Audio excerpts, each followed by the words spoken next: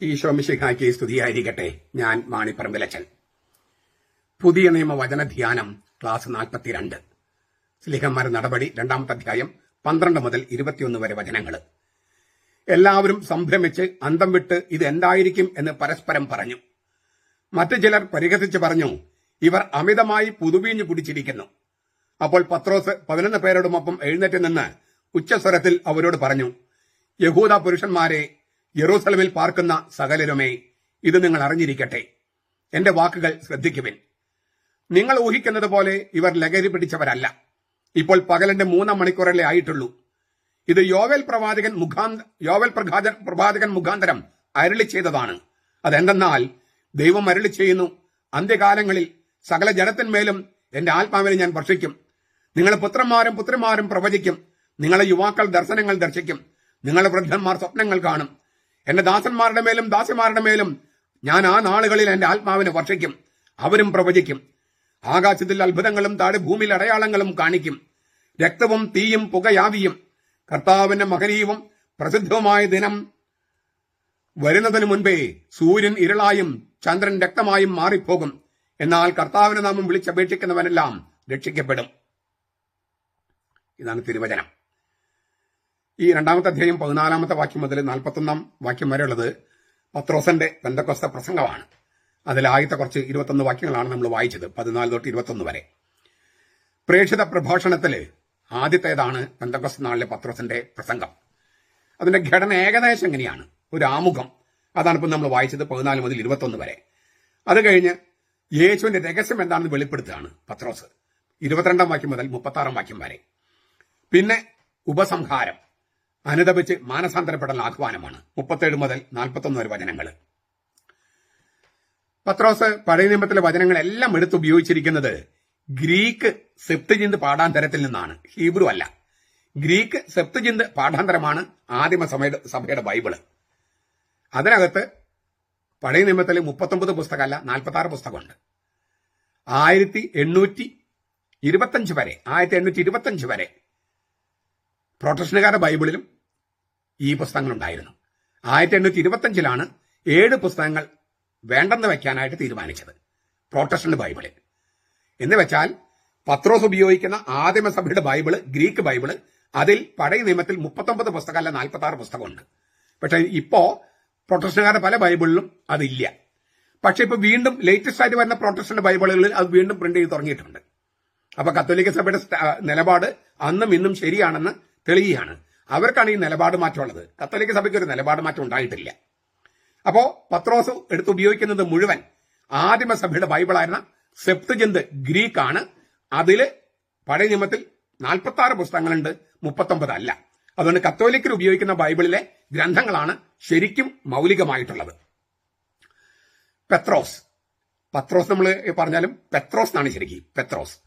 പെത്രോസ്, Peter, പേത്ര, പാറ എന്നർത്ഥം.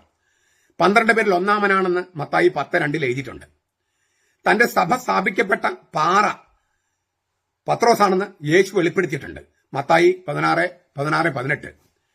തന്റെ സമുദായത്തിന് വേണ്ടി തീരുമാനമെടുക്കാൻ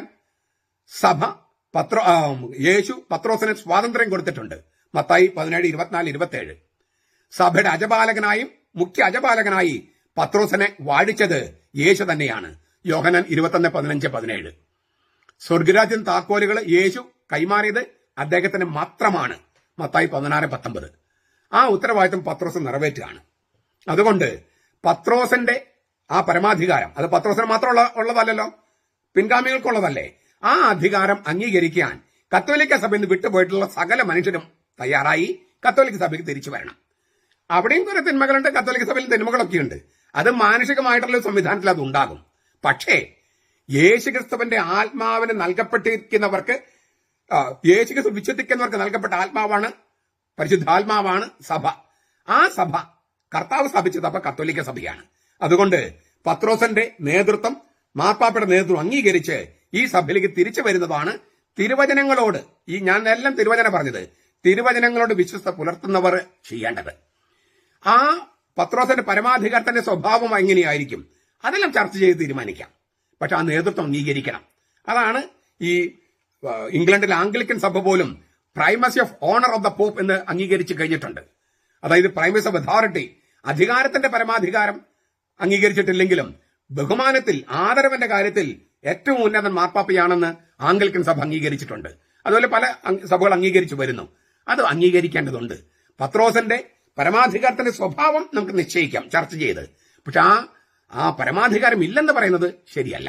അത് തിരുവചനങ്ങൾക്കെതിരാണ്. പത്രോസ് 11 പേരുടെ ഒപ്പം എഴുന്നേറ്റ് നിന്നിട്ടാണ് പ്രസംഗിക്കണേ.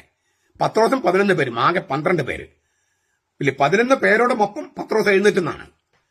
രാത്രി പ്രാർത്ഥന കഴിഞ്ഞ് യേശു അവരുടെ കൂടെയാണ് മലയിൽ നിന്നും സമതലത്തിലേക്ക് ഇറങ്ങി വരുന്നത്, 12 പേരുടെ കൂടെ. ലൂക്കാസ് 6:17. അവർക്ക് യേശുവിന്റെ കാലത്തും സഭയുടെ കാലയളവിലും വിശേഷപ്പെട്ട സ്ഥാനവും പദവിയും ഉത്തരവാദിത്വമുണ്ട്. യേശുവിന് ചുറ്റും സമ്മേളിച്ച ജനം ഇപ്പോൾ പത്രോസിനും 11 പേർക്കും ചുറ്റും സമ്മേളിക്കുകയാണ്. യേശുവിന് ചുറ്റും സമ്മേളിച്ച ജനമാണ് ഇപ്പോൾ പത്രോസിനും 11 പേർക്കും ചുറ്റും സമ്മേളിക്കുന്നത്. എന്ന് വെച്ചാൽ ഈ പത്രോസിന്റെ കൂടെയുള്ള ബാക്കി 11 പേരും എന്ന് വെച്ചാൽ സഭയുടെ ആദ്യത്തെ ഗണം. ആ സഭ, അതായത് 12 പേരോടൊപ്പം നിൽക്കുന്ന 11 പേരോടൊപ്പം കൂടിയിരിക്കുന്ന ജനം, അത് യേശുവിന്റെ ജൈവ തുടർച്ചയാണ്. ഈ 12 പേര് യേശുവിന്റെ ജൈവ തുടർച്ചയാണ്.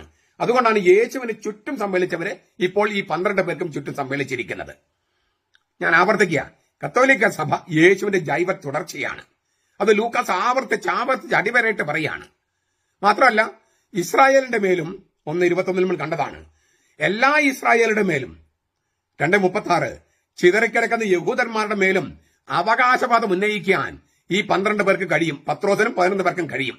കാരണം അവരുടെ മേലാണ്, പത്രോസിന്റെയും ഈ 11 പേരുടെ മേലാണ് യേശു പുനരുദ്ധരിക്കപ്പെട്ട ഇസ്രായേലിനെ സ്ഥാപിച്ചിരിക്കുന്നത്, സഭ സ്ഥാപിച്ചിരിക്കുന്നത്. എഫേസ്യ ലേഖനം 2:20.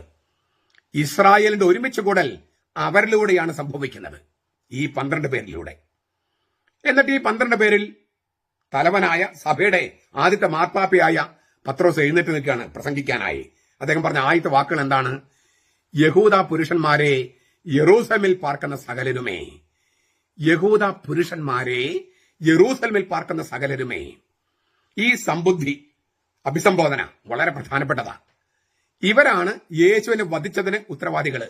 യഹൂദ പുരുഷന്മാര്, ഇസ്രായേലിൽ പാർക്കുന്ന സകലരും. എന്നാൽ അവരിൽ കുറച്ചു പേരെങ്കിലും കുരിശിന് ചുവടെ നിന്ന് മാറത്തടിച്ചുകൊണ്ട് മടങ്ങിപ്പോയിരുന്നു. ലൂക്കാസ് 23:48 പറയുന്നുണ്ട്. അതായത് അവർ അനുദപിക്കാൻ തയ്യാറാണെന്ന് സൂചന നൽകിയിരുന്നു. അവരാണ് ഇപ്പോൾ വന്നുകൂടിയിരിക്കുന്നത്. അവരെയാണ് പത്രോസ് സംബോധന ചെയ്യുന്നത്. യേശുവിനെ കൊല്ലുന്നതിന് കൂട്ടുനിന്ന അല്ലെങ്കിൽ ഉത്തരവാദികളായ ആളുകള്, പക്ഷെ അവരുടെ മരണം കണ്ട് പശ്ചാത്തപിക്കാൻ തയ്യാറാണെന്ന് മാറത്തടിച്ച് കരഞ്ഞിട്ട് പോയിട്ടുള്ളവരാ, അവരാണ് ഇവിടെ വന്നിരിക്കുന്നത്. ഇവരുടെ ഈ ഓരോരുത്തരുടെയും ഇല്ലേ, നമ്മൾ ഭാഷാഭേദത്തെക്കുറിച്ച് കഴിഞ്ഞ ക്ലാസ്സിൽ കണ്ടതാണ്.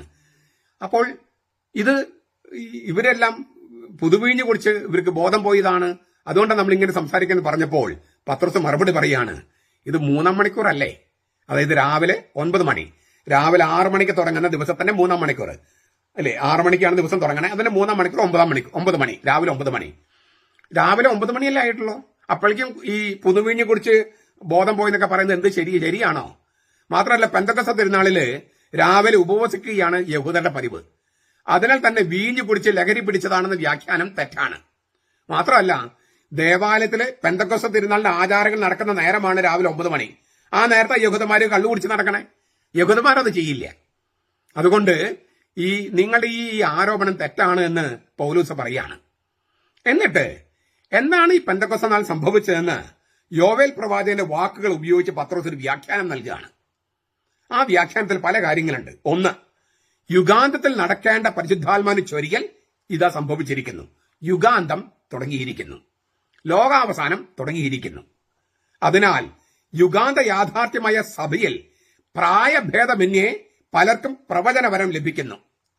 തിരുവചനം വ്യാഖ്യാനിക്കാനുള്ള വരമാണ് പ്രവചനവരം. ഭാവി പ്രവചിക്കുന്ന, ഭാവി കഥനം നടത്തുന്ന പരിപാടിയല്ല.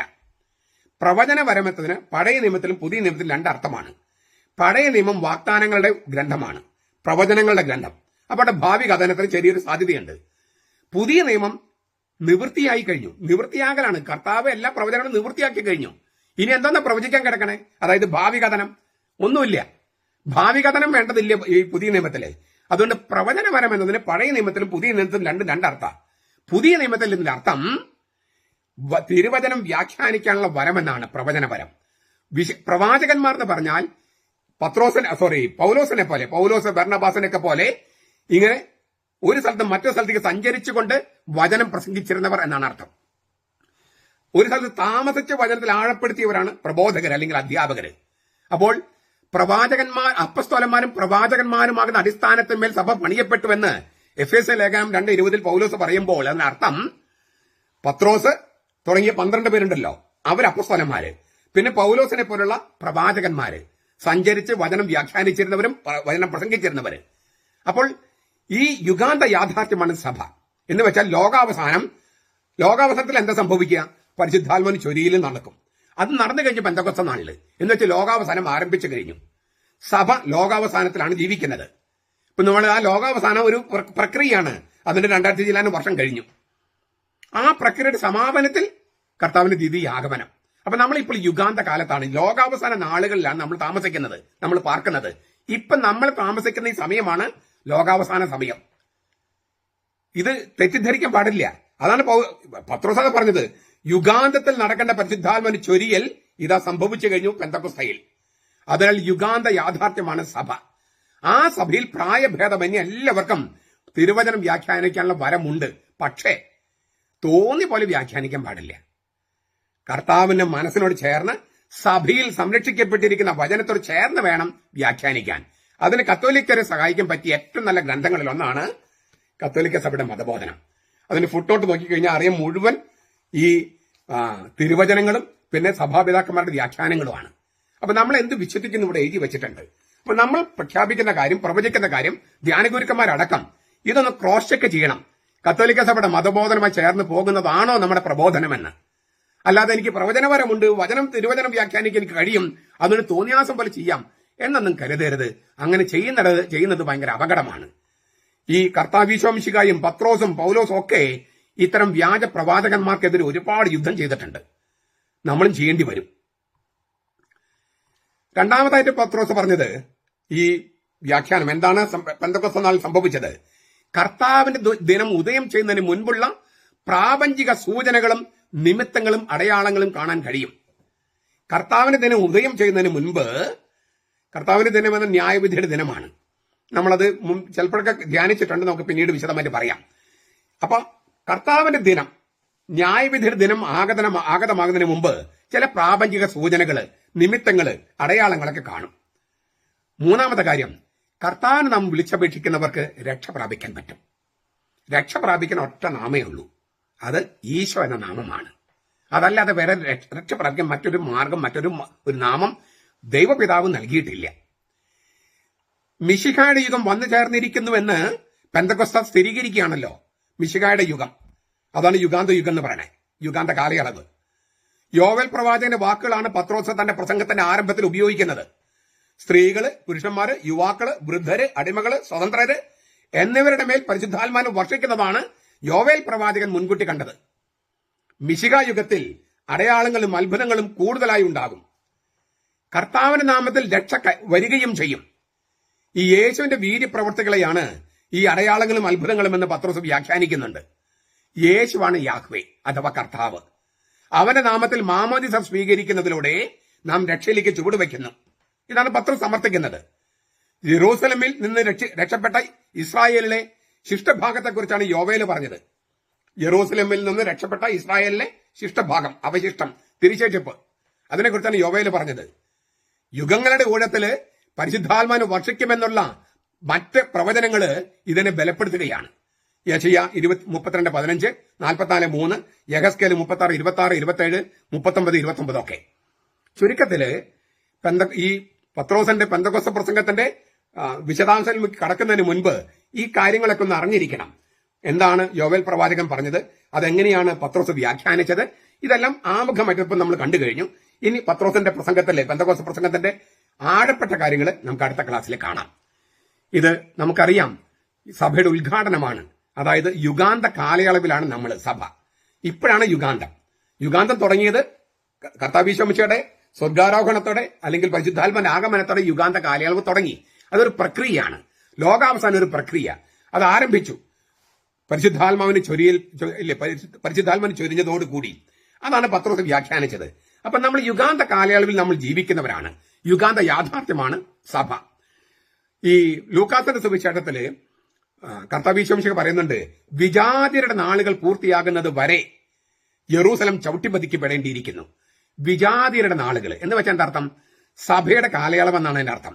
സഭ വിജാതിയരോട് സുവിശേഷം പ്രസംഗിക്കുന്ന കാലയളവ്. സഭ വിജാതിയരോട് സുവിശേഷം പ്രസംഗിക്കുന്ന കാലയളവ്. എന്താണ് സുവിശേഷം?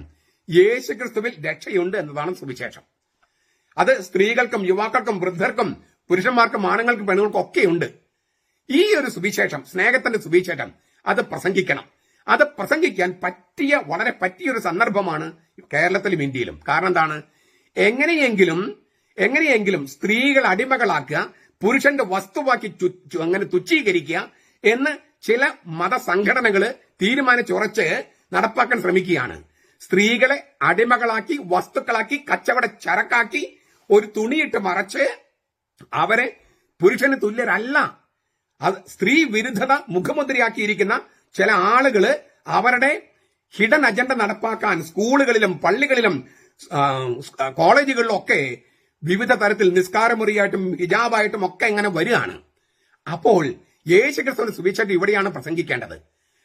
കേരളത്തിൽ നവോത്ഥാനം കൊണ്ടുവന്നത് ക്രിസ്ത്യാനികളാണ്. തുല്യത കൊണ്ടുവന്നത് ക്രിസ്ത്യാനികളാണ്. സമത്വം കൊണ്ടുവന്നത് ക്രിസ്ത്യാനികളാണ്. അതുകൊണ്ട് അത് നമ്മൾ ആരെയും എതിർക്കാനല്ല, മറിച്ച് എല്ലാവരും അന്തസ്സോടെ ജീവിക്കാൻ. സ്ത്രീ പുരുഷന്റെ അടിമയല്ല, അന്തസ്സുള്ളവളാണ് എന്ന് പ്രഖ്യാപിക്കുന്ന സുവിശേഷം, അതുപോലുള്ള ഓരോന്നിന്റെയും സുവിശേഷം, അതാണ് ക്രിസ്തു പ്രസംഗിച്ചത്, പത്രോസ് പ്രസംഗിച്ചത്. ഈ യുഗാന്ത കാലയളവിൽ നമ്മളത് പ്രസംഗിക്കണം. അത് ശക്തമായി പ്രസംഗിക്കണം. നമ്മിൽ ചിലർ കൊല്ലപ്പെടട്ടെ. അത് ആ രക്തസാക്ഷിത്വം ഈ കർത്താവിന്റെ കുരിശ് നമ്മുടെ നാട്ടിൽ വെച്ച് പിടിപ്പിക്കുന്നതിന്റെ നാന്ദിയായിട്ട് മാറട്ടെ. അങ്ങനെയാണ് പത്രോസ് കൊല്ലപ്പെടുകയായിരുന്നു, പൗലോസ് കൊല്ലപ്പെടുകയായിരുന്നു. അങ്ങനെയാണ് ലോകം മുഴുവൻ സമത്വം പ്രഖ്യാപിക്കുന്ന, അന്തസ്സ് പ്രഖ്യാപിക്കുന്ന ക്രിസ്തുധർമ്മം പ്രചരിച്ചത്. നമ്മൾ സുവിശേഷം പ്രഘോഷിക്കാൻ സമയം അതിക്രമിച്ചിരിക്കുന്നു. പെന്തക്കൊസ്ത യുഗാന്തം ഇതാ വന്നിരിക്കുന്നു.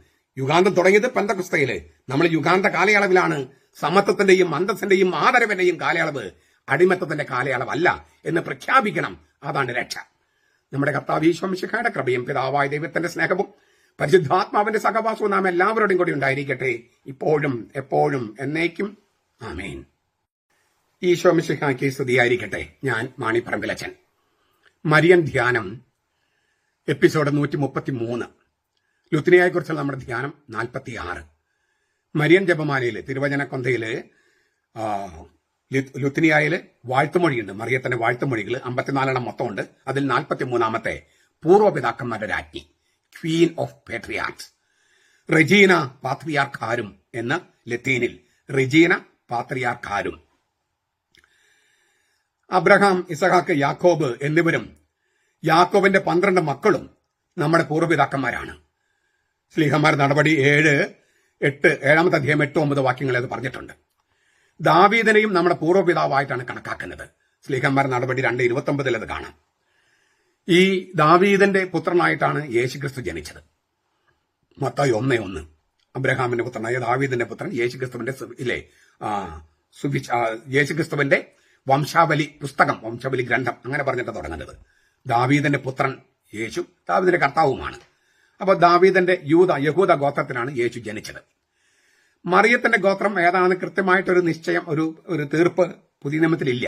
എങ്കിലും ചിലരെങ്കിലും കരുതുന്നത് പുരോഹിത ഗോത്രമാണെന്നാണ്. കാരണം സക്കറിയാസ്, എലിസബത്ത് ദമ്പതികള് മറിയത്തിന്റെ ബന്ധുക്കളായിരുന്നു. അവരുടേത് അഹ്റോന്റെ പുരോഹിത ഗോത്രമാണ് സക്കറിയാസ്, എലിസബത്തിന്റെ ഗോത്രം. അബിയ ഗണത്തിലെ പുരോഹിതനായിരുന്നല്ലോ സക്കറിയാസ്. മറിയം ഈ യേശു ക്രിസ്തുവിനെ ഗർഭം ധരിച്ച് ഗബ്രിയേൽ മാലാഖയുമായുള്ള കൂടിക്കാഴ്ച കഴിഞ്ഞ് ആദ്യം പോകുന്നത് ഈ സക്കറിയാസ് എലിസബത്ത് ദമ്പതികളുടെ വീട്ടിലേക്കാണ്. അപ്പോൾ മറിയത്തിന്റെ ഗോത്രം എന്ന് പറയുന്നത് ഈ ലേവി ഗോത്രമാണ്, അല്ലെങ്കിൽ അഹ്റോന്റെ ഗോത്രമാണ് എന്ന് ചില ദൈവശാസ്ത്രജ്ഞന്മാരെങ്കിലും ചിന്തിക്കുന്നുണ്ട്. അപ്പോൾ ദാവീദിന്റെ ഗോത്രത്തിൽപ്പെട്ട യൗസേപ്പ് പിതാവ് യേശുവിനെ ദത്തെടുത്തതോടുകൂടി, തന്റെ മകനെ ദത്തെടുത്തതോടുകൂടി യേശു ദാവീദിന്റെ പുത്രനായി, യഹൂദ ഗോത്രത്തിൽപ്പെട്ടവനായി. മറിയം ഈ അഹറോന്യ ഗോത്രത്തിൽപ്പെട്ടവളാണെങ്കിലും അല്ലെങ്കിലും രക്തം കൊണ്ടും വിശ്വാസം കൊണ്ടും പൂർവ്വപിതാക്കന്മാരുടെ പരമ്പരയിലാണ് മറിയം.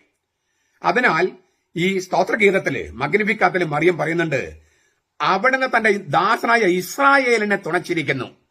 അവർ തന്റെ ദാസനായ ഇസ്രായേൽ ജനത്തെ നമ്മുടെ പിതാക്കന്മാരോട് പൂർവ്വപിതാക്കന്മാരോട് അരുളി ചെയ്തതുപോലെ അബ്രഹാമിനും അവന്റെ സന്തതിക്കും എന്നേക്കുമുള്ള കരുണ ഓർക്കേണ്ടതിനാണ് ദൈവം മനുഷ്യനായി എന്നിലൂടെ ഈ ഭൂമിയിലേക്ക് വന്നത്. ഇത് മറിയം പറയുന്നുണ്ട് ലൂക്കാസിന് സുവിശേഷം 1:54-55.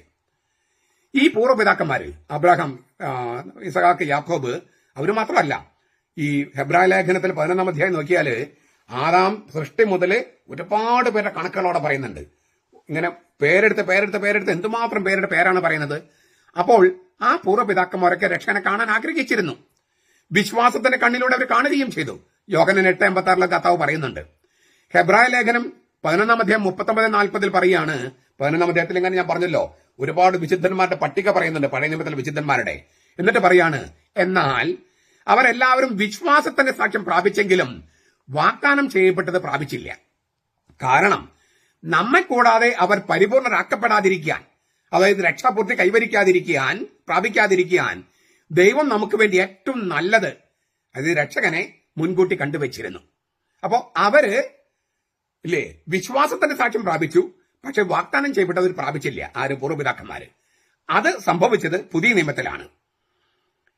അതായത് തേജസ്സിലേക്കുള്ള വഴി യേശു തുറക്കുന്നത് വരെ തങ്ങൾ അകലിൽ നിന്ന് കണ്ട ദൈവിക ഓഹരി പഴയ നിയമത്തിലെ വിശുദ്ധർക്ക് കിട്ടിയില്ല. ഇതുകൊണ്ടാണ് ഈ സീറോ മലബാർ സഭയില് സർവാധിപനം കർത്താവ് എന്ന പാട്ട് പാടുമ്പോൾ ദേവാലയത്തിൽ വിരി തുറക്കുകയാണ്. ആ വിരി തുറക്കുന്നതിന് പല അർത്ഥങ്ങളുണ്ട്. അർത്ഥങ്ങളിൽ ഒന്ന്, യേശു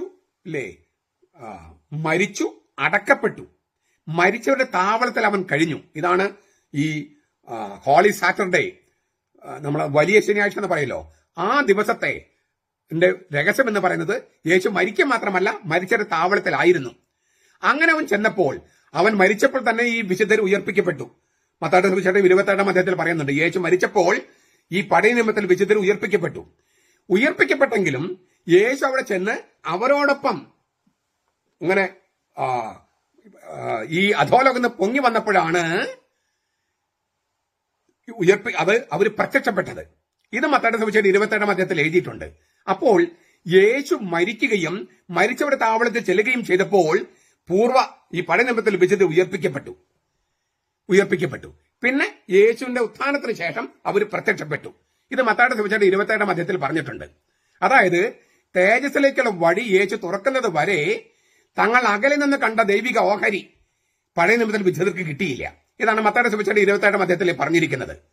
തൽഫലമായിട്ട് ഈ ഹെബ്രായ ലേഖനം 12-ാമത്തെ അധ്യായം 1-ാമത്തെ വാക്യ, സാക്ഷികൾ ഇത്ര വലിയൊരു മേഘാവലി നമുക്ക് ചുറ്റും നിൽക്കുന്നത് കൊണ്ട്. ഏതാണ് ഈ സാക്ഷികൾ ഇത്ര വലിയ മേഘാവലി? ഈ 11-ാം അധ്യായത്തിൽ പറഞ്ഞിരിക്കുന്ന വീരപുരുഷന്മാരും വീരവനിതകളും പഴയ നിയമത്തിലെ അവര് മുഴുവൻ നമുക്ക് ചുറ്റും നിൽക്കുകയാണ്. അത് വളരെ പ്രധാനപ്പെട്ട വചനം. പഴയ നിയമത്തിന്റെ ഹെബ്രായ ലേഖനം 11-ാം അധ്യായത്തിൽ വർണ്ണിച്ച വിശ്വാസ നായികമാരും ഈ ഭൂമി എന്ന മൈതാനത്തില് ആ നായകന്മാരോട് നിൽക്കുകയാണ്. അവരെന്താണ് ചെയ്യുന്നത്?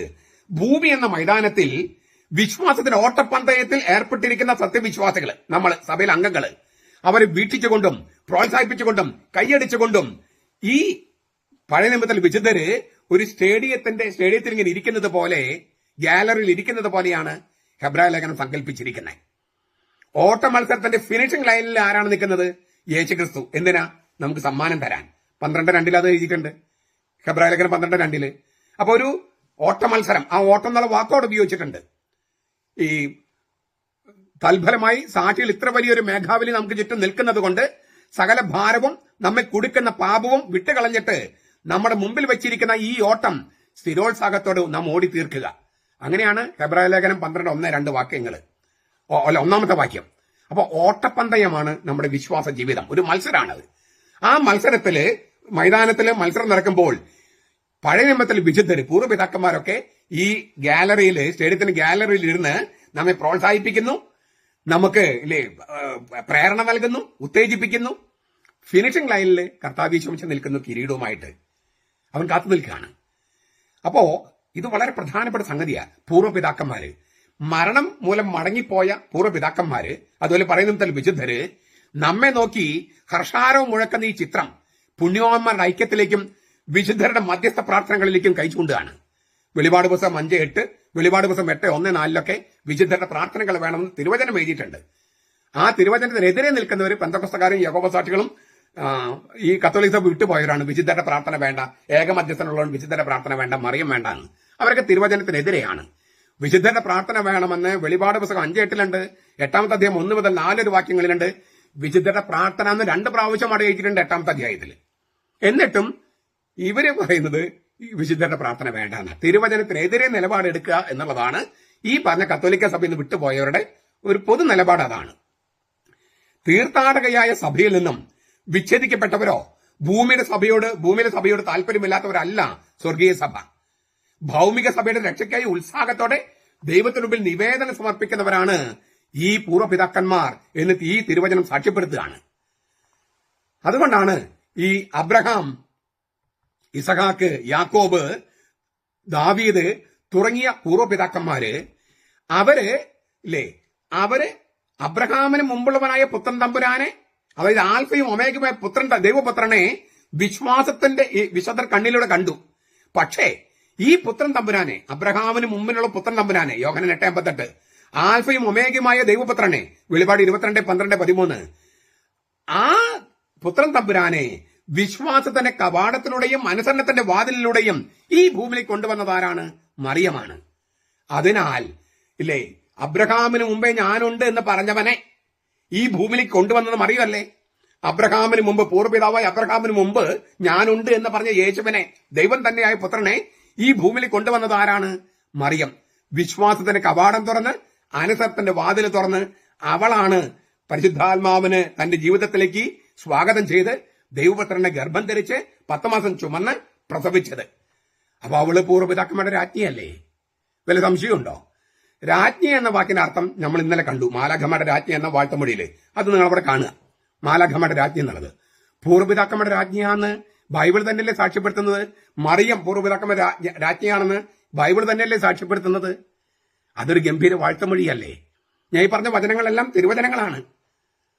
അതുകൊണ്ട് പൂർവ്വപിതാക്കന്മാരുടെ രാജ്ഞിയായ മറിയത്തെ, അതായത് പഴയ നിയമം ആർക്ക് വേണ്ടിയാണ് കാത്തിരുന്നത്, ആ രക്ഷകനെ ഈ ഭൂമിയിലേക്ക് കൊണ്ടുവന്നത്, വിശ്വാസത്തിന്റെ കവാടത്തിലൂടെ കൊണ്ടുവന്നത്, അനുസരണത്തിന്റെ വാതിൽ തുറന്ന് കൊണ്ടുവന്നത് മറിയമാണ്. അതുകൊണ്ട് തന്നെ മറിയം പൂർവ്വപിതാക്കന്മാരുടെ രാജ്ഞിയാണ്. പഴയ നിയമത്തിലെ സകല വിശുദ്ധരുടെയും രാജ്ഞിയാണ്. ഈ സകല വിശുദ്ധരെയും പൂർവ്വപിതാക്കന്മാരുടെയും ഓർമ്മ നമ്മൾ കത്തോലിക്ക സഭയിൽ 17,000-ന് മേലെ വിശുദ്ധരുടെ ഓർക്കുന്നുണ്ട്. ഈ പഴയ നിയമത്തിലെ എല്ലാ വിശുദ്ധരുടെയും തിരുനാളുകൾ അവിടെ എഴുതിയിട്ടുണ്ട്. നമുക്ക് അറിയാവുന്ന ചില തിരുനാളുകൾ മാത്രമാണ് നമ്മൾ ആഘോഷിക്കുന്നത്. പക്ഷെ കത്തോലിക്ക സഭ അങ്ങനെയല്ല എഴുതി വെച്ചിരിക്കുന്നത്. ഈ പഴയ നിയമത്തിലെ സകല വിശുദ്ധർക്കും ഓരോ തിരുനാൾ ദിനം അലോട്ട് ചെയ്തിട്ടുണ്ട്. ഓരോ ദിവസവും 40 തൊട്ട് 50 വരെ വിശുദ്ധരെ അലോട്ട് ചെയ്തിട്ടുണ്ട്. എല്ലാവരും ഓർക്കാൻ പറ്റാത്തതുകൊണ്ട് നമുക്ക് ഏറ്റവും അടുത്തുള്ളതോ അല്ലെങ്കിൽ നമുക്ക് പരിചയപ്പെട്ട ആളുകളെ മാത്രം നമ്മൾ അനുസ്മരിക്കണം മാത്രം. പക്ഷേ സഭയിൽ അങ്ങനെയല്ല എഴുതപ്പെട്ടിരിക്കുന്നത്. ഈ പഴയ നിയമത്തിലെ വിശുദ്ധരെ മുഴുവൻ നമ്മൾ ആണ്ടുവട്ടത്തില് ഈ തിരുനാൾ ദിവസങ്ങളിൽ ഓർക്കുന്നുണ്ട്. കാരണം അവര് പൂർവ്വപിതാക്കന്മാര് പഴയ നിയമത്തിലെ വിശുദ്ധരാണ്. ആ പൂർവ്വപിതാക്കന്മാരുടെയും വിശുദ്ധരുടെയും രക്ഷകൻ കർത്താവ് ശോമിക്കുകയാണ്. ആ രക്ഷകന്റെ അമ്മ മറിയമാണ്. അതുകൊണ്ട് പൂർവ്വപിതാക്കന്മാരുടെ രാജ്ഞി തന്നെയാണ് മറിയം. ഇത് തിരുവചനങ്ങൾ സാക്ഷ്യപ്പെടുത്തുന്നതാണ്. തിരുവചനങ്ങളോട് കൂറുള്ളവര് ഈ വാഴ്ത്തുമൊഴി അംഗീകരിച്ച് മറിയത്തെ സകല തലമുറകളും ഭാഗ്യമെന്ന് പ്രകീർത്തിക്കുമെന്ന തിരുവചനം പൂർത്തീകരിച്ചുകൊണ്ട് മറിയത്തെ പൂർവ്വപിതാക്കന്മാരുടെ രാജ്ഞി എന്ന് വിളിക്കുക തന്നെ വേണം. അവളെ പ്രാർത്ഥന സഹായം ചോദിക്കുകയും വേണം. നമ്മുടെ കർത്താവ് ശോമിശിഹായുടെ കൃപയും പിതാവായ ദൈവത്തിന്റെ സ്നേഹവും പരിശുദ്ധാത്മാവിന്റെ സഹവാസവും നാം എല്ലാവരോടും കൂടി ഉണ്ടായിരിക്കട്ടെ, ഇപ്പോഴും എപ്പോഴും എന്നേക്കും. ആമേൻ. ഈ ശോമിശിഹായ്ക്ക് സ്തുതിയായിരിക്കട്ടെ. ഞാൻ മാണിപ്പറമ്പിലച്ചൻ. മാറ് മറയ്ക്കലല്ല, മുഖം മറയ്ക്കലല്ല, മുസ്ലിം പെണ്ണുങ്ങളെ അടിമകളാക്കാൻ അത് മുസ്ലിം പുരുഷന്മാരുടെ മൗലിക അവകാശം. ഇത് സ്ഥാപിച്ചു കിട്ടാനുള്ള ശ്രമമാണ് ഇപ്പോൾ കേരളത്തിലും ഇന്ത്യയിലും നടക്കുന്നത്. ഹിജാബ് വിഷയം അതിന്റെ ഒരു ഘട്ടം മാത്രം. അത് ആദ്യഘട്ടമല്ല, പല ഘട്ടങ്ങൾ കഴിഞ്ഞിരിക്കുന്നു. വളരെ ഗൗരവത്തോടെ കാണേണ്ട ഒരു വിഷയമാണിത്. കേരളത്തെ റാഡിക്കൽ ഇസ്ലാമിൽ നിന്ന് രക്ഷിച്ചില്ലെങ്കിൽ, പൊളിറ്റിക്കൽ ഇസ്ലാമിൽ നിന്ന് രക്ഷിച്ചില്ലെങ്കിൽ കേരളത്തിൽ മനുഷ്യർ പരസ്പരം വെട്ടിക്കൊല്ലാൻ, ആ വെട്ടിക്കൊല്ലുന്ന ദിവസങ്ങൾ വരാൻ ദിവസങ്ങൾ ഇനി വരാനില്ല. അതുപോലത്തെ ഒരു ഘട്ടത്തിൽ എത്തിയിരിക്കുന്നു. ഇസ്ലാമിലെ സ്ത്രീകളെ, മുസ്ലിം സ്ത്രീകളെ നിങ്ങളാണ് ഉണരേണ്ടത്. നിങ്ങളെ പുരുഷന്മാരുടെ, ആണുങ്ങളുടെ അടിമകളാക്കാനുള്ള ശ്രമമാണ് നടക്കുന്നത്. ഹിജാബ് അതിന്റെ ഒരു നാന്ദി മാത്രം. ഇസ്രായേല് ഹമാസ് വെടിനിർത്തൽ വന്നു കഴിഞ്ഞ് പിന്നാലെ പാലസ്തീനായാല് ഹമാസും ഗത്സ എന്ന് പറയുന്ന സ്ഥലത്തെ മറ്റ് മുസ്ലിം ഗ്രൂപ്പുകളുമായി വെടിവെപ്പുണ്ടായി. ശനി ഞായർ മാത്രം ദിവസങ്ങളില് ഹമാസിൽ 9 പേരുൾപ്പെടെ 37 പേരോ 47 പേരോ മറ്റോ മരിച്ചു വീണു. അങ്ങനെയാണ് അൽ ജസീറ ചാനല് പുറത്തുവിട്ട വാർത്തയിലുള്ളത്. ഗത്സ എന്ന് പറയുന്ന സ്ഥലത്തെ ദൊഖ്മഷ് ഗ്രൂപ്പും ഹമാസും തമ്മിലുള്ള ശത്രുതയ്ക്ക് ദീർഘനാളത്തെ ചരിത്രമുണ്ട്. അവിടെ പലപ്പോഴും ഈ പാലസ്തീനിയൻ അതോറിറ്റി ഒന്നും ചെയ്യാനാകാതെ നോക്കി നിൽക്കുന്ന ഒരവസ്ഥയാണ്. ഈ ഹമാസിന് അനുകൂലമായിട്ടാണ്, അതായത് ഗത്സയിലെ മുസ്ലിംസിനെ കൊന്നൊടുക്കുന്ന ഹമാസിന് അനുകൂലമായിട്ടാണ് കേരളത്തില് ഇടത് വലത് മുന്നണികളൊക്കെ പ്രകടനം നയിച്ചത്, സമരം നടത്തിയത്, സമ്മേളനം നടത്തിയത്. മുസ്ലിംസിനെ കൊല്ലാൻ മുസ്ലിംസ്, അതാണ് ഹമാസ്. എന്നിട്ട് ഹമാസിന് അനുകൂലമായിട്ട് നമ്മുടെ നാട്ടില് നമ്മുടെ മുസ്ലിം സഹോദരന്മാര്, അവരുടെ തന്നെ സഹോദരന്മാർ കൊല്ലപ്പെടുന്നു. അതിന് അനുകൂലമായിട്ട്, ഈ കൊല്ലുന്നവർക്ക് അനുകൂലമായിട്ട് മുദ്രാവാക്യവും പ്രകടനവും സമരവും സമ്മേളനവും. ഇപ്പൊ ഈ ഹമാസ് മുസ്ലിംസിനെ കൊല്ലുമ്പോൾ ഈ ഇടത് വലത് മുന്നണികൾ എവിടെ പോയി? അവരാരെയാണ് സപ്പോർട്ട് ചെയ്യുന്നത്? ആർക്കാണ് പിന്തുണ കൊടുക്കുന്നത്? അത് വേണ്ടി വന്നില്ല. അപ്പോഴേക്കും ഇടത് മുന്നണി സർക്കാർ ഒരു പ്രശ്നം ഉണ്ടാക്കിയെടുത്തു. SDPI എന്ന് പറഞ്ഞ സംഘടന ഉപയോഗിച്ച് ഹിജാബ് വിഷയം. തദ്ദേശ സ്വയംഭരണ സ്ഥാപനങ്ങൾക്ക് തെരഞ്ഞെടുപ്പ് വരുന്നു, പിന്നാലെ നിയമസഭാ തെരഞ്ഞെടുപ്പ് വരുന്നു. അപ്പൊ മുസ്ലിം വോട്ടർമാരുടെ ധ്രുവീകരണമാണ് ലക്ഷ്യമെന്ന് പറയുന്നു. ഉടനെയുള്ള ലക്ഷ്യം അതായിരിക്കാം, പക്ഷേ അതല്ല ദീർഘകാല ലക്ഷ്യം. ദീർഘകാല ലക്ഷ്യം മറ്റൊന്നാണ്. ഈ മതമൗലികവാദവും മത തീവ്രവാദവും പൊതുവിദ്യാഭ്യാസ സ്ഥാപനങ്ങളിൽ നടപ്പാക്കേണ്ടി വരുമെന്ന അർത്ഥത്തിൽ മതേതരത്വത്തിന്റെ മൊത്തക്കച്ചവടക്കാരായ നിരീശ്വര കമ്മ്യൂണിസ്റ്റ് മന്ത്രി ശിവൻകുട്ടി പ്രസ്താവന ഇറക്കിയതും സർക്കാരിനെ വെല്ലുവിളിക്കേണ്ട ക്രിസ്ത്യാനികൾ നടത്തുന്ന സ്കൂളുകൾ എന്ന് മഹാമന്ത്രി പറഞ്ഞു വെച്ചതും എല്ലാം നമ്മൾ കൂട്ടി വായിക്കേണ്ടതുണ്ട്. ഇത് ഈ കമ്മ്യൂണിസ്റ്റ് ഗവൺമെന്റ് ഞങ്ങൾക്ക് പിന്തുണയുമായി വന്നിരിക്കുന്നുവെന്ന് ഇപ്പോൾ സമസ്തയും മറ്റുള്ളവരൊക്കെ ഇതാ പരസ്യമായിട്ട് തന്നെ പറഞ്ഞു കഴിഞ്ഞു. നാടിനെ ഭീകര പ്രസ്ഥാനങ്ങൾക്ക് അടിയറവ് വെച്ച് അധികാരത്തിന് അപ്പകഷ്ണങ്ങള് കുറച്ചു നാളത്തേക്ക് തിന്നാൻ വേണ്ടി ഇടതും വലതും ഇങ്ങനെ വാലാട്ടി നിൽക്കുകയാണ്. പ്രായപൂർത്തിയായതിനു ശേഷം സ്വയം തെരഞ്ഞെടുക്കുന്ന പവിത്ര വസ്ത്രം, കന്യാസ്ത്രീകളുടെ തിരുവസ്ത്രം, ആ തിരുവസ്ത്രത്തെ പ്രായപൂർത്തിയാകുന്നതിന് മുമ്പേ, തിരിച്ചറിവ് വരുന്നതിന് മുമ്പേ അടിച്ചേൽപ്പിക്കുന്ന ഹിജാബ് തുടങ്ങിയ വസ്ത്രത്തോട്, ശിരോവസ്ത്രത്തോട് തുലനം ചെയ്ത മന്ത്രി, അദ്ദേഹത്തിന് വിദ്യയും വിവരവും ഇല്ലെന്നൊന്നും കരുതാൻ കഴിയില്ല. മറിച്ച് അതൊരു നിഗൂഢ അജണ്ടയുടെ ഭാഗമാണ്. അങ്ങനെ മന്ത്രി ചെയ്തപ്പോഴ് ഈ പള്ളിത്തറിലെ പ്രിൻസിപ്പലായിരുന്ന സിസ്റ്റർ, അവരും ഒരു സ്ത്രീയല്ലേ? അവർക്കുമില്ലേ അന്തസ്സും ബഹുമാനവും? അവർക്ക് അവകാശങ്ങളില്ലേ? സ്ത്രീത്വത്തെ അവമാനിക്കാൻ മന്ത്രിക്ക് ആരാണ് അധികാരം കൊടുത്തത്? നവോത്ഥാനത്തിന്റെ വക്താക്കളാണ് അത്ര ഇവര്. എന്ത് നവോത്ഥാനം? ഇതുപോലെ സ്ത്രീകളെ അവമാനിക്കുന്നതാണോ നവോത്ഥാനം, കമ്മ്യൂണിസ്റ്റ് നവോത്ഥാനം? അല്ല, അത് അവരെ കുറ്റപ്പെടുത്താൻ കഴിയില്ല. അവർക്ക് സ്വകാര്യ വസ്തുക്കളില്ല, സ്വകാര്യ വ്യക്തികളില്ല, എല്ലാം പൊതുമുതലാണ്. സ്ത്രീ ശാക്തീകരണത്തിന്റെ വക്താക്കൾ എന്ന് പറയുന്നവര് സ്ത്രീയെ ഭീഷണിപ്പെടുത്തുന്നു. സർക്കാരിന്റെ ഭരണകൂട ഭീകരത എന്ന് പറയാവുന്ന തരത്തിലാണ് ഈ സംഗതികൾ പോകുന്നത്. അതിലൂടെ മനുഷ്യ മനസാക്ഷി മുഴുവൻ ആഴത്തിൽ മുറിവേൽപ്പിക്കുകയാണ് വിദ്യാഭ്യാസ മന്ത്രി ചെയ്തത്.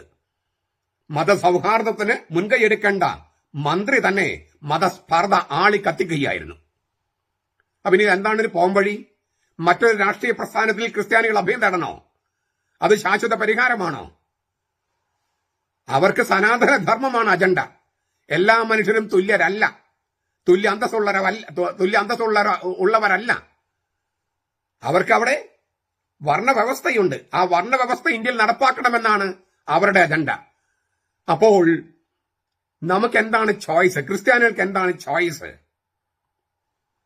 അത് വളരെ ഗൗരവത്തോടെ ചിന്തിക്കണം, എല്ലാവരും ചിന്തിക്കണം. കാരണം എത്ര വർഷമെന്ന് എണ്ണിയാൽ മതി, അല്ലെങ്കിൽ എത്ര മാസങ്ങൾ എണ്ണിയാൽ മതി കേരളത്തിൽ നമ്മൾ പരസ്പരം വെട്ടിക്കൊല്ലുന്ന ഒരു അവസ്ഥയുണ്ടാകാൻ.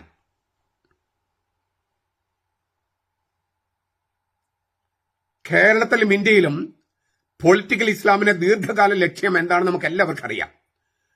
നമ്മുടെ വർഗീസ് വള്ളിക്കാട്ടച്ചൻ പലപ്പോഴും പലതരത്തിൽ അത് എഴുതി നമ്മൾ അറിയിച്ചിട്ടുണ്ട്. നമുക്ക് പലർക്കും അറിയാം, നമുക്ക് എല്ലാവർക്കും അറിയാവുന്നതാണ്. ഞാൻ അദ്ദേഹത്തിന്റെ കുറിപ്പിൽ ഒരു സംഗതി കുറച്ച് ഭാഗങ്ങൾ വായിക്കുകയാണ്. ചിലത് ഞാൻ എന്റേതായിട്ടുള്ളതൊക്കെ ഞാൻ ചേർത്തിട്ടുണ്ട് താനും. അദ്ദേഹത്തിന്റെ ഒരു കുറിപ്പ് ഇങ്ങനെയാണ്: ഭക്ഷണം ഹലാലായാൽ എന്താണ് കുഴപ്പം എന്ന് ചോദിച്ചിരുന്നു. മുസ്ലിമിന് ഭക്ഷണം ഹലാലായാൽ മറ്റുള്ളവർക്ക് എന്ത് എന്ന നിരുപദ്രവ യുക്തിയില് കടന്നു വന്നതാണ് ഈ ഹലാൽ ഭക്ഷണം. ഇപ്പോൾ ഹലാൽ കടന്നു കയറാത്ത ഏതെങ്കിലും ബിസിനസ് കേരളത്തിലുണ്ടോ? ആരുടെയൊക്കെ ബിസിനസ്സാണ് ഹലാലിന്റെ കടന്നുവരവിൽ നഷ്ടത്തിലായത്? ആരൊക്കെയാണ് വിവിധ തൊഴിൽ മേഖലയിൽ നിന്ന് പുറത്തായത്? അതുകൊണ്ട് ഇങ്ങനെ ഹലാൽ എന്താ കുഴപ്പം, ഇങ്ങനെയുള്ള നിരുപദ്രവ ചോദ്യങ്ങൾ ചോദിച്ച് കടന്നു കയറുന്നവ അത്ര നിരുപദ്രവമല്ല. എല്ലാം ഉപദ്രവമാണ്, കെണികളാണ്, അജണ്ടകളാണ്. കേരളത്തിന്റെ പൊതുവിടങ്ങളിലെ ഭക്ഷണത്തിൽ തുടങ്ങിയ ഇസ്ലാമിക വൽക്കരണം എന്ന പ്രക്രിയ വിദ്യാഭ്യാസ മേഖലയിൽ കടന്നു കയറുന്നതിന്റെ കേളികൊട്ടാണ് ഇപ്പോൾ നടക്കുന്ന ഈ ഹിജാബ്. ഇസ്ലാമിക വൽക്കരണ പ്രക്രിയയുടെ തുടക്കമെന്നാണ് നമുക്ക് കരുതാൻ കഴിയില്ല. തുടക്കമല്ല, പകുതിയിലേറെ വഴി പിന്നിട്ടിരിക്കുന്നു. ഒരുപക്ഷെ അവരുടെ ലക്ഷ്യം എത്താൻ ഏതാണ്ട് തുടങ്ങിയിരിക്കുന്നു. അതുകൊണ്ടാണ് ഞാൻ പറഞ്ഞത് വളരെ ഗൗരവത്തോടെ കാണണം. ഇത് ഒരു കുട്ടിക്ക് അവരുടെ മതത്തിന്റെ ഒരു വസ്ത്രം ധരിക്കാനായിട്ടുള്ള ഒരു പ്രശ്നമായിട്ട് ചുരുങ്ങരുത്. കാരണം ഇവിടെ ഒരു ഹിഡൻ അജണ്ടയുണ്ട്, നിഗൂഢമായ അജണ്ടയുണ്ട്. ഈ സ്കൂളിലെ നിയമാവലിയെല്ലാം വായിച്ചു നോക്കി യൂണിഫോം അംഗീകരിച്ച് കഴിഞ്ഞ ജൂൺ മാസത്തിൽ അഡ്മിഷൻ എടുത്ത ആ കുട്ടിയും ആ കുട്ടിയുടെ പിതാക്കന്മാരും ആ മാതാപിതാക്കളും ഒക്കെ 4-5 മാസം കഴിഞ്ഞിട്ട് ഇത് ധരിക്കണമെന്നും പറഞ്ഞ് വരുമ്പോൾ അത് അത്ര നിഷ്കളങ്കമാണോ, നിരുപദ്രവമാണോ? അത് മതത്തോടുള്ള ബഹുമാനമാണോ? അല്ല അല്ല. അതിനകത്തൊരു ഹിഡൻ അജണ്ടയുണ്ട്. ഇപ്പൊ അവര് പറയുന്നത് ഹിജാബ് ഒരു മുസ്ലിം പെൺകുട്ടിയുടെ ചോയ്സ് ആണെന്നാണ്. അങ്ങനെ ചോയ്സ് ഉണ്ടോ അവർക്ക്? ഈ ഹിജാബ് ഊരണമെന്ന് ആഗ്രഹിക്കുന്ന പെൺകുട്ടികൾക്കോ സ്ത്രീകൾക്കോ അതിനുള്ള ചോയ്സ് ഇസ്ലാം കൊടുക്കുമോ? വാസ്തവത്തിൽ ഇസ്ലാമിൽ സ്ത്രീകളാണ് ഈ രംഗത്ത് വിപ്ലവമായി രംഗത്ത് വരേണ്ടത്. ഇല്ലെങ്കിൽ ഇന്ന് സ്കൂളിൽ ഹിജാബ് വേണമെന്ന് വാദിക്കുന്നവർ നാളെ മുസ്ലിം പെൺകുട്ടികളെ സ്കൂളിലേക്ക് അയക്കില്ല. മുസ്ലിം പെൺകുട്ടികൾക്ക് പഠിക്കാൻ പറ്റാതെ വരും. ഇപ്പൊ നിങ്ങൾ ഹിജാബ് വേണമെന്ന് പറയുന്നു, അതും ക്രിസ്ത്യൻ സ്കൂളിലും ഹിന്ദു സ്കൂളിലും പോകുമ്പോൾ. അത് അനുവദിക്കുന്ന സ്കൂളുകളുണ്ട്, അവിടെ പോയിക്കോളൂ. അത് അനുവദിക്കാത്ത സ്കൂളിൽ പോയിട്ട് വേണമെന്ന് പറയുന്നു. നാളെ നിങ്ങൾക്ക് സ്കൂളിൽ പോകാനും പോലും പറ്റില്ല ഈ ഹിജാബ് ഇട്ടുകൊണ്ട് പോയാൽ. അത് ക്രിസ്ത്യാനികളോ ഹിന്ദുക്കളോ മൂലമല്ല, മറിച്ച് നിങ്ങളുടെ ആളുകള് നിങ്ങൾ പെൺകുട്ടികൾ പഠിക്കേണ്ടെന്ന് പറയും. താലിബാൻ നടക്കുന്നത് ഇല്ലേ? അഫ്ഗാനിസ്ഥാനിലെ താലിബാൻ അതാണ് ചെയ്യുന്നത്. മറ്റു പലയിടത്തും അങ്ങനെ ചെയ്യുന്നു. താലിബാനിസമാണ് കേരളത്തിൽ നടക്കുന്നത്. അതിന് കൊടപിടിക്കാനായിട്ട് കേരളത്തിന്റെ വിദ്യാഭ്യാസ മന്ത്രി എങ്ങനെയുണ്ട്? താലിബാനിസം കേരളത്തിൽ കൊണ്ടുവരാൻ കമ്മ്യൂണിസ്റ്റ് മന്ത്രിസഭ. അതിനാൽ ഇസ്ലാമിലെ സ്ത്രീകളെ, പെണ്ണുങ്ങളെ, പെൺകുട്ടികളെ, നിങ്ങളാണ് ഇതിനെതിരെ രംഗത്ത് വരേണ്ടത്. ഒന്നാമതായി ഓർക്കേണ്ടത്, ഈ ഇസ്ലാം മതത്തിന്റെ ഏറ്റവും സത്താപരമായ ഒരു ഘടകമല്ല ഹിജാബ്. ഒരു എസൻഷ്യൽ റിലിജിയസ് ചിഹ്നമല്ല.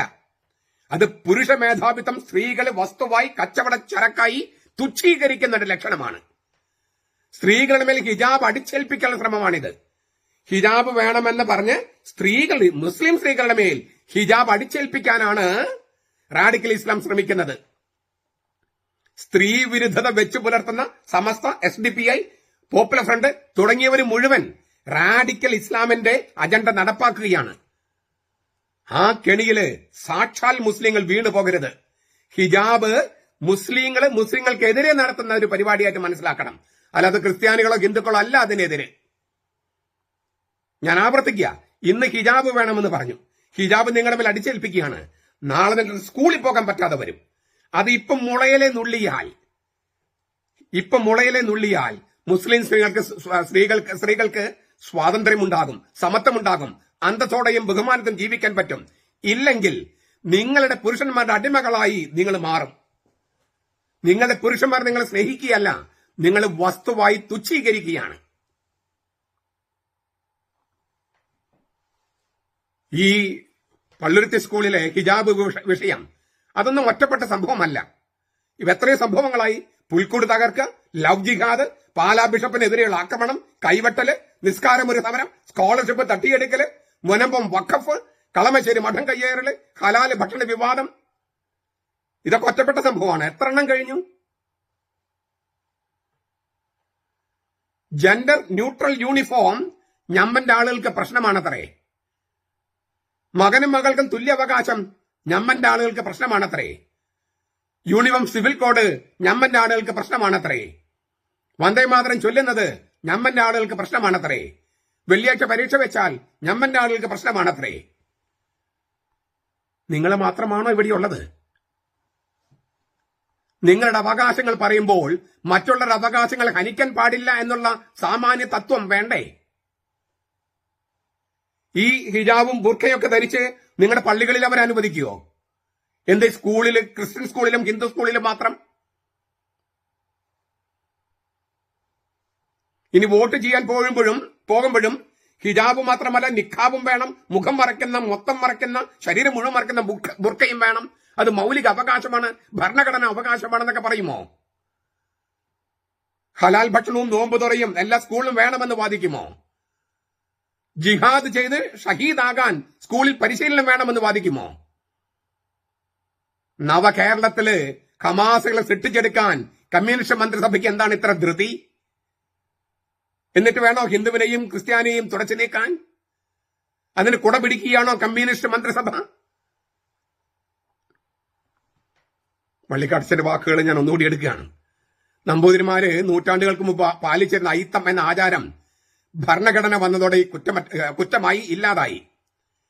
ഹലാൽ എന്ന പേരിൽ സമൂഹത്തിൽ നടപ്പാക്കിയ അയിത്തമോ? ഇപ്പൊ ഹിജാബ് എന്നതിന്റെ പേരിൽ നടപ്പാക്കുന്ന അയിത്തമോ? വേർതിരിവല്ലേ? ഒരുതരം തൊട്ടുകൂടായ്മയില്ലേ അതിനകത്ത്? ഭക്ഷണം ഹലാലാകണമെങ്കിൽ ആര് മൃഗത്തെ കൊല്ലണം, ആര് പാകം ചെയ്യണം, ആ ഭക്ഷണശാലയിൽ പാടില്ലാത്ത എന്തെല്ലാം നിശ്ചയിക്കപ്പെട്ടിട്ടില്ലേ? ആ രംഗങ്ങൾ തൊഴിൽ ചെയ്തിരുന്നവരെ ഉൾപ്പെടെ അനേകം പേരെ ഒഴിവാക്കപ്പെട്ടില്ലേ? ഈ ഒഴിവാക്കലിന്റെ പേരാണ് അയിത്തം.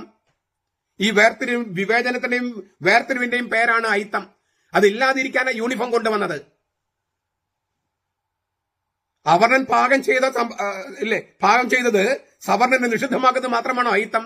ഇതും അയിത്തമല്ലേ? ഈ ഹിജാബും ഹലാലും. ഭക്ഷണത്തിൽ തുടങ്ങിയ ഹലാൽ ഒഴിവാക്കൽ ഇന്ന് ബിസിനസ് രംഗം പൂർണ്ണമായും കീഴടക്കപ്പെട്ട് കഴിഞ്ഞില്ലേ? അപ്പോൾ ആവർത്തിക്കുകയാണ്, ഈ ഒഴിവാക്കലുടെയും വിഭാഗിതരെയും പുതിയ രാഷ്ട്രീയം കേരളത്തിൽ വേരുറപ്പിക്കുന്നതിന്റെ ലക്ഷ്യം എന്ത്? അതിനെ കുടപിടിക്കുന്നത് ഇടത് കമ്മ്യൂണിസ്റ്റ് പാർട്ടി ആയത് എന്തുകൊണ്ട്? സ്കൂളിൽ ഗണപതി പൂജ്യം പാടില്ല, മതചിഹ്നങ്ങളൊന്നും പാടില്ല പ്രഖ്യാപിച്ച് നേരം ഇരുട്ട് വിളിക്കുന്നതിന് മുൻപേ അഭിപ്രായം മാറ്റിയിട്ട് ഇങ്ങനെ പ്രവർത്തിക്കാൻ ഒരു കമ്മ്യൂണിസ്റ്റ് മന്ത്രിസഭയ്ക്ക് എങ്ങനെ കഴിയും? ഈ ഹിജാബും ഹലാലും ഒക്കെ സാമ്രാജ്യത്വവാദത്തിന്റെ യുക്തി തന്നെയാണ്. അത് തന്നെയാണ് ഇവിടെ നടപ്പാക്കുന്നത്.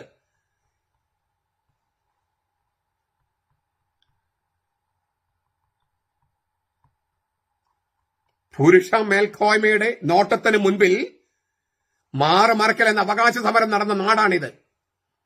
അവിടെയാണ് സ്വന്തം മുഖം മറയ്ക്കാനുള്ള, അതും സ്ത്രീകളുടെ മാത്രം മുഖം മറയ്ക്കാനുള്ള അവകാശത്തിന് വേണ്ടി പുരുഷന്മാർ ഇറങ്ങിത്തിരിക്കുന്നു. പുരുഷന്മാർ തീരുമാനിക്കുന്ന സ്ത്രീകളുടെ കാര്യം. പുരുഷന്റെ വസ്തുവാണത്രേ സ്ത്രീ. അവൾക്ക് എന്തിനു മുഖം? വസ്തുവിന് എന്തിനു മുഖം? പുരുഷന്മാർ മാത്രം ഭരിക്കുന്ന ഒരു സമുദായം ഈ ഏതാനും പേരുടെ പുരുഷ മേധാവിത്വത്തിന് വഴങ്ങിക്കൊടുക്കുന്നു. ഇപ്പോൾ പൊതുസമൂഹവും അത് അംഗീകരിക്കണമത്രേ. അത് ഭരണഘടന നൽകുന്ന അവകാശമാണത്രേ. അതിന് കമ്മ്യൂണിസ്റ്റ് മന്ത്രി അത് പ്രചരിപ്പിക്കാനായി ശ്രമിക്കുന്നു. വിഭാഗിത മാറ്റാനുള്ള ശ്രമത്തിൽ അവർണർക്ക് വഴി നടക്കാനുള്ള അവകാശത്തിന് വേണ്ടി സമരം ചെയ്ത നാടാണിത്. വിവേചനം മാറ്റാനുള്ള ശ്രമത്തിൽ കീഴാളർക്ക് ക്ഷേത്രപ്രവേശനം കിട്ടാൻ വേണ്ടി സമരം ചെയ്ത നാടാണിത്. ഹിന്ദുക്കളും ക്രിസ്ത്യാനികളും നടത്തുന്ന വിദ്യാലയങ്ങളിൽ വിഭാഗിതയും ലിംഗവിവേചനം സ്ഥാപിച്ചു കിട്ടാൻ വേണ്ടി പെൺകുട്ടികളെ തലയും മുഖവും മാറും മറയ്ക്കാനുള്ള അവകാശത്തിന് വേണ്ടി പടവെട്ടൻ ഇറങ്ങി തിരിച്ചിരിക്കുകയാണ്. തലയും മുഖം മാറും എല്ലാം മറക്കണം. സ്ത്രീ ഒരു വസ്തുവായി പോയാൽ മതി, വ്യക്തിയായി പോകണ്ട, ഒരാളായി പോകണ്ട.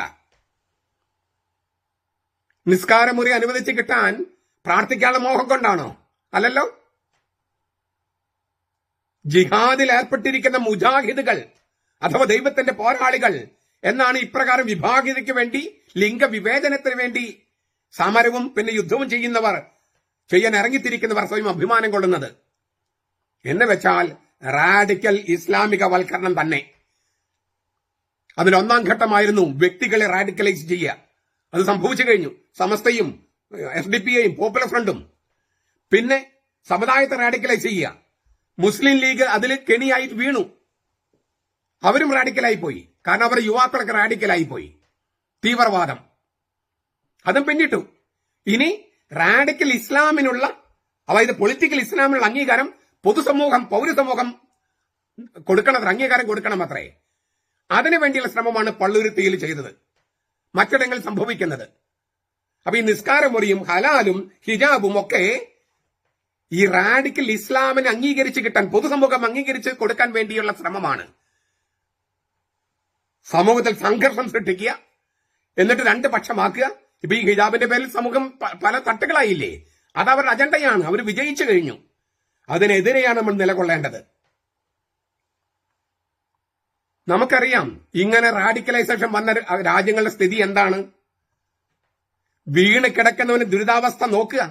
അത് കണ്ടിട്ടും വീഴ്ചാസന്നമായവൻ പടുകുഴിലേക്ക് ഓടി വന്ന് ചാടുന്ന കാഴ്ചയാണ് ഇപ്പൊ കേരളത്തിൽ നടക്കുന്നത്. ഈ റാഡിക്കലൈസേഷൻ പൂർണ്ണമായി കഴിഞ്ഞാൽ, ഓൾറെഡി സംഭവിച്ചു കഴിഞ്ഞു, പൂർണ്ണമായി കഴിഞ്ഞാൽ ഇപ്പൊ ഈ ഗത്സ എന്ന് പറഞ്ഞില്ലേ, ഹമാസും ഇസ്ലാമിസ്റ്റ് മറ്റു ഗ്രൂപ്പുകൾ തമ്മിലുള്ള യുദ്ധം, അത് കേരളത്തിൽ നടക്കും. അപ്പൊ അവിടെ മുസ്ലിംസ് പല ഗ്രൂപ്പുകളായി തിരിഞ്ഞ് പെട്ടിക്കൊല്ലും.